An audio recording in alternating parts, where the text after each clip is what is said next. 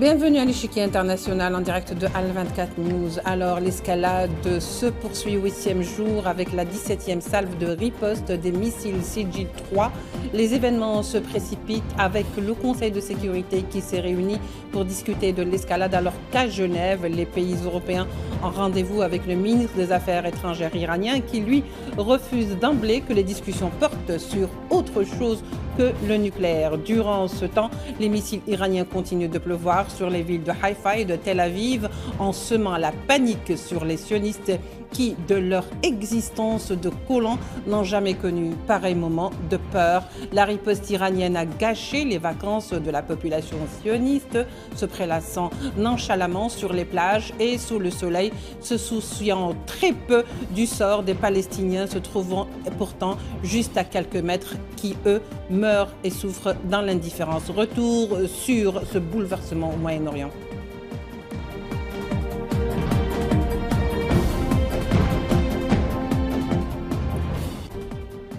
Pour en parler ce soir avec nous, Youssef Boussoumeh, historien militant pour les droits de l'homme. Youssef Boussoumeh est avec nous depuis Paris en direct.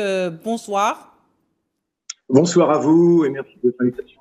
Merci de nous avoir accepté notre invitation. Nous aurons également avec nous Manuel Pouchelet, expert en géopolitique depuis Paris en direct. Manuel Pouchelet, bonsoir. Merci d'être avec nous.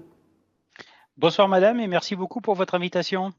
Pour commencer, Manuel Pouchelet, alors que nous sommes au 8e jour de l'agression illégale et en violation totale du droit international, sommes-nous selon vous en mesure de dire aujourd'hui, à cet instant même, vers quel scénario s'achemine aujourd'hui la région, bien sûr, surtout s'il n'y a pas de désescalade? En fait, Israël est en train de subir, si vous voulez, le revers de son initiative militaire où elle pensait avoir décapité tout l'état-major iranien.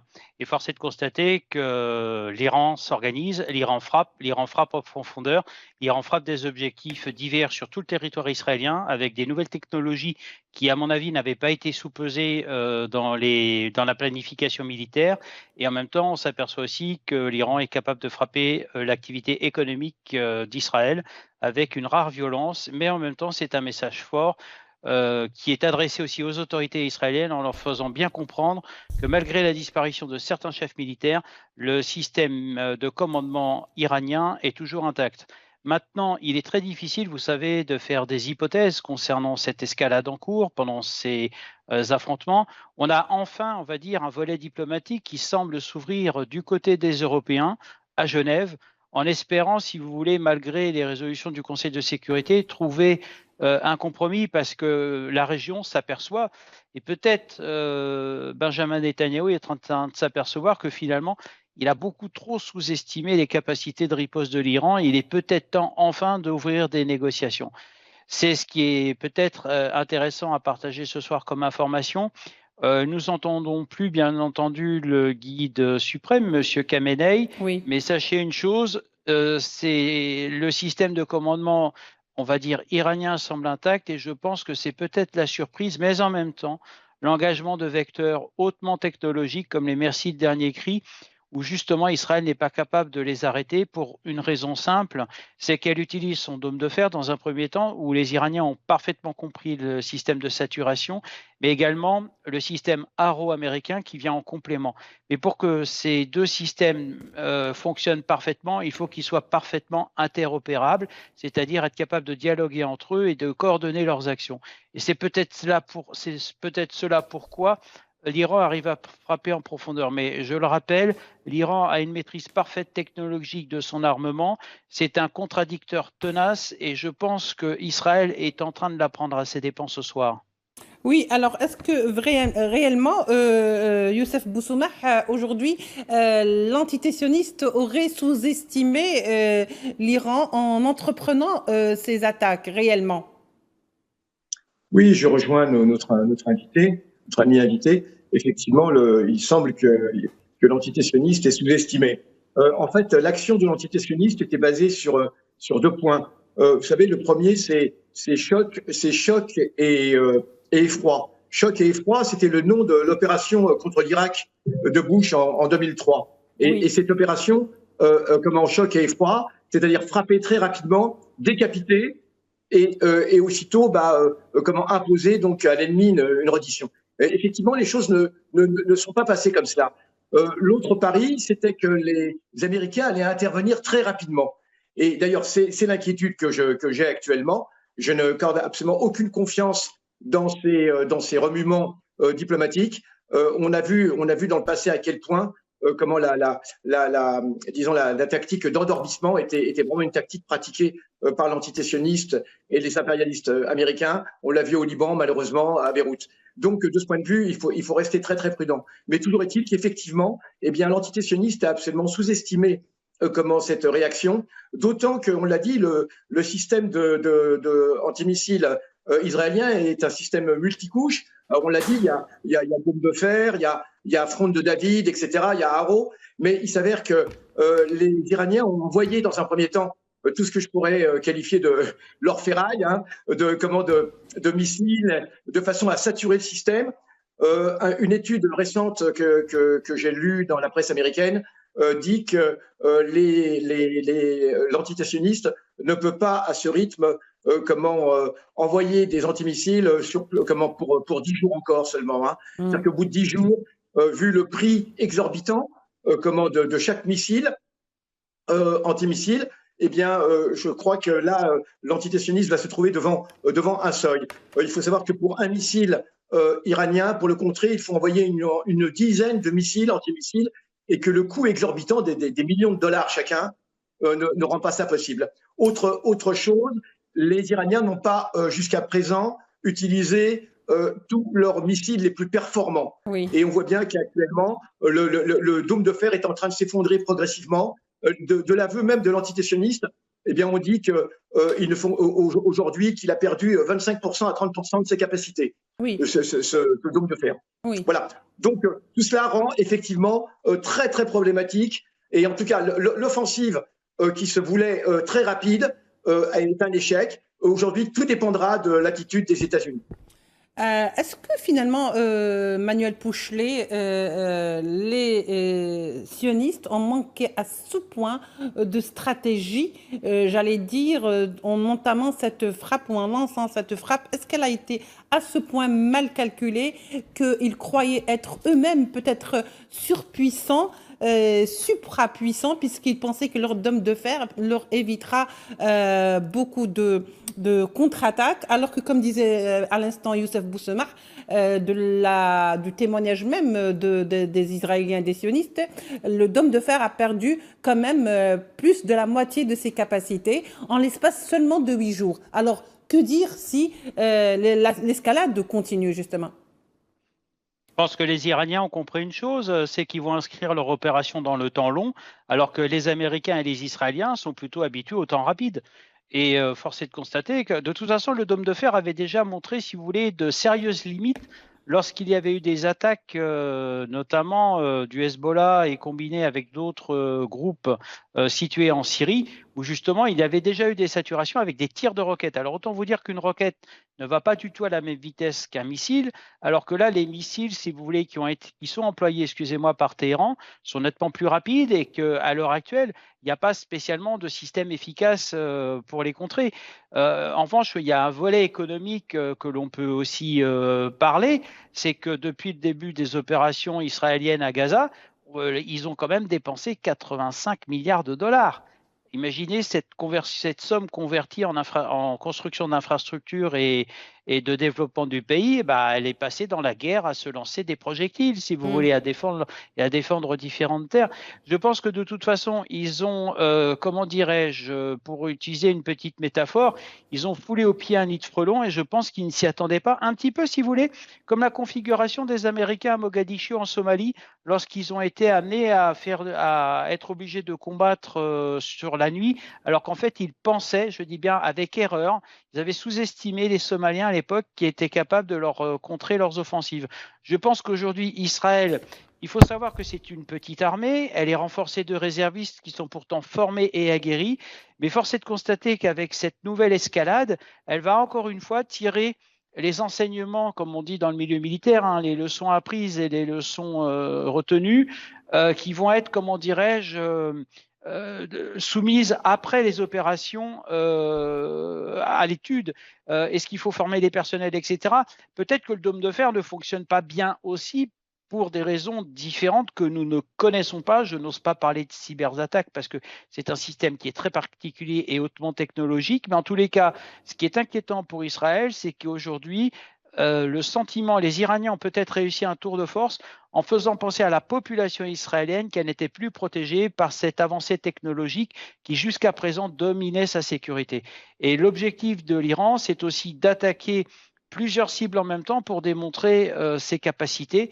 Et force est de constater que cela rentre en parfaite contradiction avec le discours de Benjamin Netanyahou, qui avait dit qu'il avait éliminé toute une partie de l'état-major iranien et qui finalement fait preuve de résilience et riposte. Je pense qu'ils ont mal évalué les capacités iraniennes, puisque les installations militaires de production, etc., sont principalement souterraines, alors qu'on nous fait croire qu'il y a des agents du Mossad un petit peu partout en Iran.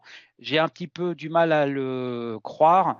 L'ancien militaire que je suis, si vous voulez, a quelques doutes, ce qui est tout à fait normal, mais une chose est sûre, Téhéran est en train de nous montrer des capacités qui, à mon avis, n'étaient peut-être pas prises en compte dans le journal de marche des opérations, malgré une force de frappe aérienne, je précise, principalement aérienne israélienne, alors que votre invité a mentionné quelque chose de très intéressant. J'ai en mémoire. Oui, j'ai en mémoire, vous savez, les propos du général Schwarzkopf au moment de la première guerre en Irak. Il avait été très clair, il avait dit « Si nous arrivons à crever les yeux et ses oreilles de l'ennemi, il ne pourra pas réagir ». Rappelez-vous, à cette époque, peu importe les rédactions de journalisme qui avaient présent et qui suivaient cette actualité, on nous disait que l'armée iranienne était irakienne était la 6e au monde et finalement elle a été défaite en 15 jours. Maintenant, Téhéran résiste, nous sommes qu'à une semaine. Je pense que les opérations vont s'inscrire sur le temps long et nous faire croire que ça va durer une dizaine de jours. Non, je pense qu'il faut aussi prendre en compte le temps de la diplomatie qui n'est pas celui de l'action sur le terrain en tout cas. Très bien, monsieur Manuel Pouchelet. Vous avez évoqué quand même plusieurs points, à savoir que cette population sioniste qui n'a pas été habituée et qui donc, à quelques mètres à côté d'elle, il y a toute une population qui souffre et qui crève de faim, et alors que c'était un petit peu la saison estivale qui était annoncée, du coup de la plage, ils se retrouvent quand même dans des bunkers. Ça, c'est une première pour une population qui n'a jamais connu justement de contre-attaque. Eh ben, ils pourront voir de visu ce que peuvent souffrir et de quelle manière les Palestiniens. Vous avez également parlé de garantie. Est-ce qu'on finalement, par exemple, le fait que peut-être d'avoir mal évalué cette opération ou du moins ses répercussions, Youssef Boussoumeh, dans ces cas-là, est-ce que vous ne pensez pas que réellement Netanyahou veut entraîner ou a en tous les cas des notions pour vouloir entraîner les États-Unis dans ce bourbier avec l'Iran? Est-ce qu'il avait réellement des garanties avant d'entamer ou de lancer cette opération? Le problème, c'est qu'on a affaire avec une direction américaine qui est absolument effroyable, du point de vue même d'Américains, du point de vue même de responsables de la CIA ou de responsables de la NSA ou d'autres services. La conduite des choses par Netanyahou est absolument catastrophique. Je parle même du point de vue des États-Unis. Hein. Oui. Il est complètement incohérent. Il dit une chose ce jour et le lendemain, il dit le contraire. Et lui-même a fait un tweet il y a 2-3 jours. Pardon ? Il dit le contraire l'instant même. Il n'attend même pas le lendemain. Oui, c'est ça. Mais il a fait un tweet il y a 2 jours où il disait personne ne sait ce que j'ai décidé. Oui. Mais j'ai envie de dire, mais lui non plus, il ne sait toujours pas ce qu'il a décidé. C'est pour ça que je dis, est-ce qu'il n'est pas entraîné dans les faits finalement? Alors oui, vous avez absolument raison. Je crois que là, on a un cas vraiment tout à fait typique où un chef d'État est entraîné par un autre. Il est évident que Netanyahou a complètement intoxiqué, si je puis dire, Trump de ce point de vue. Et il lui transmet. Alors c'est rare, hein, ça s'est rarement produit parce que généralement, bon, c'est un condominium, Amérique et entité sioniste. Mais là, on a vraiment le sentiment que Netanyahou a pris une sorte d'ascendant, une sorte d'emprise, pour reprendre un mot à la mode. Hein. Il y a réellement une emprise de Trump, par Netanyahou. Alors il y a une autre chose que Netanyahou, veut absolument, c'est donc obtenir une intervention américaine. Il était sûr de cela. Alors récemment, on a appris que les États-Unis, que Trump a dit qu'il ne pourra intervenir que si effectivement il était sûr de pouvoir détruire le réacteur de Fordo, le réacteur iranien, le principal. Et pour cela, ces experts lui ont indiqué que même les bombes anti-bunker, qui peuvent aller jusqu'à une soixantaine de mètres, je crois, ne seraient pas suffisants. Alors, il a évoqué, et la seule possibilité, ce serait d'utiliser une petite bombe nucléaire, ce qu'on appelle des mini-nukes. Tellement facile. Évidemment, ça changera absolument, complètement la configuration. C'est absolument terrible. Mais il y a une autre chose que Netanyahou n'a à ignorer, et je reviens sur ce qu'a dit notre ami invité, c'est que la direction iranienne j'ai lu aussi récemment qu'elle avait non seulement doublé mais triplé, mais pour certains postes de commandement, ça va jusqu'à 10 remplaçants qui sont prêts à prendre la place. C'est-à-dire qu'on a une direction iranienne qui s'est vraiment préparée à une guerre de longue durée, selon la phrase de Mao Tse-tung. Et c'est effectivement cette guerre de longue durée.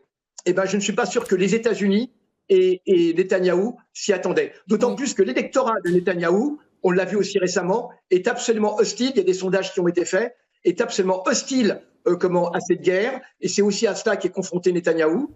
Et avec le fait, vous l'avez souligné, que la population de l'entité sioniste n'est pas du tout prête à cela. Le journal Haaretz, il y a quelques jours, disait que c'était, je crois que c'est un sondage qui datait du mois de mai, donc avant même l'attaque, disait que 40% des Israéliens envisageaient de quitter le pays éventuellement, pour un temps ou pour longtemps. 40%, c'est absolument énorme. À tel point que des mesures ont été prises par le gouvernement israélien qui interdit le départ, qui permet le départ en tout cas pour uniquement les touristes et les gens qui ont une double nationalité. Donc voilà, on est dans une situation d'une guerre de longue durée. Encore une fois, les Iraniens, comme les peuples du Sud, sont des marathoniens. C'est sur la durée qu'ils comptent. Et encore une fois, vous l'avez dit, les impérialistes, eux, veulent toujours un résultat rapide. Il n'est pas sûr que cela coïncide. Alors, bien sûr, il y a eu Conseil de sécurité qui a planché sur la question et des appels au dialogue comme celui du secrétaire général de l'ONU et bien entendu de l'Algérie qui en battent le pas. Il y a également cette réunion très importante à Genève qui donc réunira le ministre des Affaires étrangères iranien avec des chefs d'État et de gouvernement européens pour discuter du nucléaire. En tous les cas, c'est la raison pour laquelle cette réunion a été convoqués. Mais, bien entendu, est-ce que vous pensez, Manuel Pouchelet, qu'ils vont se restreindre à la discussion au nucléaire alors que, bien sûr, Araghchi a déjà annoncé la couleur en disant que nous ne voulons absolument pas qu'on discute justement de ce qui se passe aujourd'hui et que la question des attaques restera suspendue telle qu'elle est et jusqu'à ce que, bien sûr, l'entité sioniste ou qu'il y ait un cessez-le-feu ou que les hostilités donc stoppent. Moi, je pense que la négociation à Genève avec tripartite côté européen, quand on voit les participants, il faut savoir que la Grande-Bretagne, l'Allemagne et la France sont très impliquées en Iran puisqu'elles y ont des marchés, faut être honnête. Et en même temps, c'est peut-être une alternative crédible à la négociation à l'américaine puisque les républicains ont une capacité de négociation faible. Pourquoi? Parce qu'ils ne connaissent pas le dossier, si vous voulez. Et le Moyen-Orient a ses spécificités, notamment au niveau des alliances et des renversements d'alliances. Maintenant, ils avaient été aussi, en 1970, par la voix de Henry Kissinger, très méprisants envers les Européens, où il avait dit « l'Europe, c'est quel numéro ?» Il parlait bien sûr d'un téléphone. Maintenant, aujourd'hui, en 2025, peut-être que les Européens ont une solution, mais vous remarquerez, ce n'est que 3 pays d'Europe, ce n'est pas l'Union européenne. Et c'est là que l'on voit aussi la faiblesse de cette organisation qui est principalement économique et non diplomatique. C'est ce que j'emploie souvent comme expression, c'est un nain politique et un géant économique. Maintenant, est-ce que l'Europe va réussir à faire entendre sa voix? Ce qui me fait plaisir dans cette rencontre, c'est que le représentant de l'Iran n'est pas insensible à cette voix européenne qui semble peut-être beaucoup plus pondérée. Mais pour revenir à Benjamin Netanyahou, il y a une chose qu'il faut peut-être dire aussi, je pense qu'il est aussi acculé sur son pays. Pourquoi? Parce qu'il a dans son parti politique des extrémistes qui vont le pousser à faire des erreurs. Et tant qu'il n'arrive pas, il risque de s'épuiser à la tâche. Et l'objectif de Téhéran, c'est de faire en sorte qu'il s'épuise à cette tâche de vouloir tout réussir. Aujourd'hui, il est en échec et peut-être que face à cet échec, pour l'instant, je précise bien pour l'instant, il serait amené, on va dire, je n'ose pas dire démissionner, faut être honnête, Mais c'est ce que vous m'avez évoqué est quand même très important. Maintenant, est-ce que l'Europe va réussir à négocier? Ce que je constate dans la délégation européenne, je ne vois pas, en revanche, Madame von der Leyen. Alors certes, il y a la représentante de la politique, de la diplomatie européenne, mais je constate aussi que l'absence d'un chef d'une organisation telle que l'Union européenne fait cruellement défaut. Et ça, je pense que l'Iran va le comprendre comme un message fort. Vous savez, en diplomatie, ne pas se présenter à une réunion ou ne pas y assister est vécu comme un affront. Donc forcément, ça peut rapidement bloquer le dialogue ou toute capacité de sortie de crise. Mais l'objectif peut-être de l'initiative européenne est de trouver une voie. Mais vous savez, dans les relations internationales, notamment avec le Moyen-Orient, plus vous multipliez le nombre d'acteurs pour la négociation, moins cela fonctionne. C'est ce qu'il faut retenir. Et sachez une chose, vous l'avez dit dans vos éditions télévisées, le seul pays qui est capable de ramener cette situation au calme et qui est capable surtout de discuter avec toutes les parties en présence, c'est le sultanat d'Oman. Oui. Rien d'autre, personne d'autre. Il est capable de s'adresser aux Israéliens, aux Iraniens, aux Saoudiens, aux Turcs, aux Jordaniens, et voilà. Mais c'est très important de le dire ce soir, et j'espère avoir répondu à votre question en tout cas. Très bien. Donc, on l'aura compris, peut-être que le sultanat d'Oman reste quand même le pays du salut, puisque de toute façon, même l'Europe est partie prenante quelque part par sa complicité. Monsieur Boussoumah, en quelques minutes, parce qu'il ne nous reste pas beaucoup de temps, je voudrais que vous nous expliquiez pourquoi l'enrichissement de l'Iran, de son uranium, constitue aujourd'hui une menace. Lui qui a ratifié tous les traités de non-prolifération d'armes chimiques et pas l'entité sioniste qui, elle, travaille sur son programme nucléaire sans être inquiétée, ceci d'une part. Et puis, autre fait important, combien même l'Iran représente une menace nucléaire dans la région, est-ce à l'entité sioniste, justement, de l'en empêcher de cette manière? Est-ce que c'est le rôle aujourd'hui? Certainement pas. L'entité sioniste qui elle-même a un nucléaire qui est totalement illégal, qui a été obtenu grâce à la France, qui a été, rappelons-le, un nucléaire qui a été expérimenté en Algérie, au détriment des populations algériennes. Il ne faut pas oublier cela, ce qui a provoqué une explosion des cancers. Hein. C'était l'affaire de Guy Mollet, et c'était en échange de l'intervention contre l'Égypte, l'agression tripartite en 1956. Hein. Donc le nucléaire israélien est totalement illégal. Et puis, bien sûr, comment l'entité sioniste menace même tous les pays de la région. Il dispose de 200 missiles nucléaires. Alors, en fait, le but réel, c'est un mensonge total. L'Iran a dit depuis longtemps qu'il n'était pas du tout intéressé par la construction d'une bombe. Et d'ailleurs, des experts disent que si l'Iran voulait la bombe, il aurait pu l'obtenir depuis très longtemps. Depuis très longtemps. Hein. C'est pas du tout une technologie qui est compliquée. Il disposait d'assez d'enrichissement.